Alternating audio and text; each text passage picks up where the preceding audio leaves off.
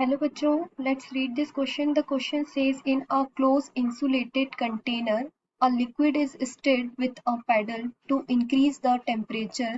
Which of the following is true? इस question में बोला गया है कि एक क्लोज इंसुलेटेड कंटेनर है, ठीक है, उसमें जो लिक्विड है उसको स्टिर कर रहे हैं, ठीक है, with a paddle to increase the temperature. उसका टेम्परेचर बढ़ाने के लिए हम उसको कंटिन्यूस स्टिर करेंगे विथ पैडल, ठीक है। तो हमें इसमें बताना है कि उसमें क्या स्टेटमेंट होगा, ठीक है, उसका करेक्ट स्टेटमेंट यहाँ पे क्या होगा, ठीक है। तो यहाँ हमारा की कंसेप्ट क्या हो जाएगा, change in internal energy. Here right the key concept of this question, key concept of this question, change in internal energy, change in internal this one, change in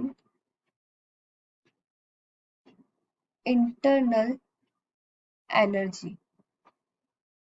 ठीक है।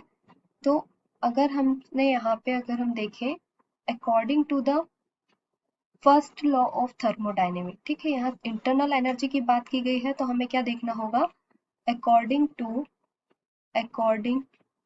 To first law of thermodynamic, first law of thermodynamic क्या होगा, first law of thermodynamic Q is equals to del E plus W, ठीक है, ये होगा heat is equals to change in internal energy plus work done, ठीक है। तो Q क्या रिप्रेजेंट करेगा, हीट को, और W क्या रिप्रेजेंट करेगा, वर्क डन, और डेल E किसको रिप्रेजेंट करेगा, internal energy,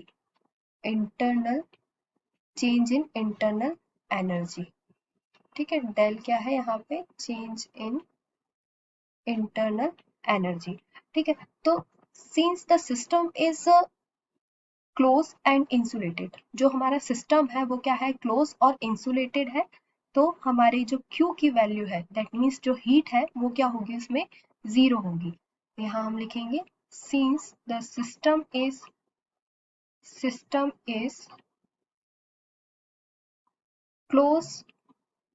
close and insulated, तो यहाँ पे क्लोज और इंसुलेटेड है, दैट मीन्स यहाँ पे कंडीशन क्या होगी, एडियाबैटिक कंडीशन होगी। तो एडियाबैटिक कंडीशन में जो हीट है वो क्या होगी, 0 होगी। तो Q इज इक्वल टू क्या आ जाएगा, 0 होगा। As liquid is stirred with paddle, अब यहाँ पे जो लिक्विड है वो क्या हो रहा है, पैडल के थ्रू स्टिर कर रहे हैं, तो वर्क डन सिस्टम पे क्या होगा, इज नॉट इक्वल टू 0 हो जाएगा। तो हम यहाँ लिखेंगे and as liquid is stir with paddle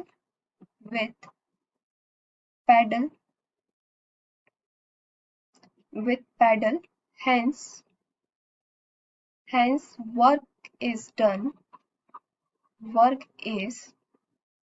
done on system, मतलब सिस्टम के ऊपर वर्क हो रहा है, ठीक है, स्टीयर कर रहे हैं हम उसको, लिक्विड को, तो सिस्टम के ऊपर वर्क हो रहा है, that means W is not equals to 0। W क्या होगा, 0 के इक्वल में नहीं होगा।